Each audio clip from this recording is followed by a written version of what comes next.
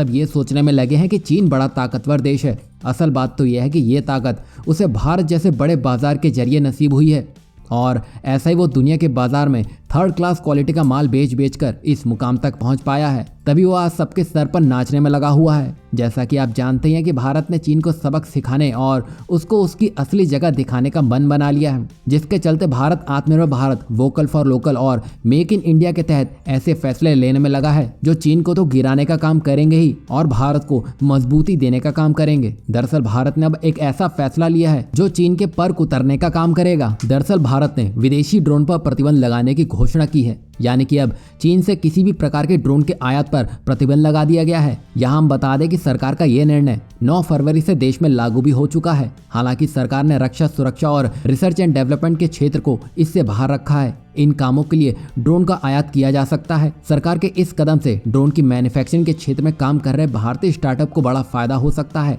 यहाँ हम बता दें कि ड्रोन के बाजार में चीन का एकाधिकार बना हुआ है। विशेष रूप से चीन की SZ DJI टेक्नोलॉजी कंपनी, जो दुनिया की शीर्ष ड्रोन निर्माता है, इस क्षेत्र में एकाधिकार रखती है और DJI के पास वैश्विक कमर्शियल और कंज्यूमर ड्रोन बाजार का 70% हिस्सा है। इससे आप अंदाजा लगा सकते हैं कि चीन किस हद तक अपना पैर जमाए हुए है। पर भारत के हालिया कदम से चीन के पैर कांपना तय माना जा रहा है, क्योंकि अब भारत चीन के एकाधिकार पर आत्मनिर्भर भारत का शंखनाद फूंक चुका है। यहाँ हम बता दें कि सरकार ने ड्रोन को लेकर इस साल बजट में बड़े ऐलान किए थे। वित्त मंत्री ने कहा था कि कई एप्लीकेशन के जरिए ड्रोन शक्ति के लिए स्टार्टअप को प्रमोट किया जाएगा। ड्रोन को एक सर्विस के तौर पर इस्तेमाल करने पर काम किया जाएगा। सभी राज्यों के चुने हुए IITs में जरूरी स्किल कोर्स शुरू किए जाएंगे और वित्त मंत्री ने कृषि क्षेत्र में ड्रोन के इस्तेमाल की भी बात की थी, जिसमें कृषि सेक्टर को मजबूती मिलेगी। और हालिया घोषणा के साथ आने वाले 3 वर्षों में भारत के डोमेस्टिक ड्रोन मैन्युफैक्चरिंग इंडस्ट्री के 9 अरब रुपए तक बढ़ने की उम्मीद है। और Union Ministry of Civil Aviation Jyotiraditya Scindia ने हाल ही में कहा था कि इंडस्ट्री का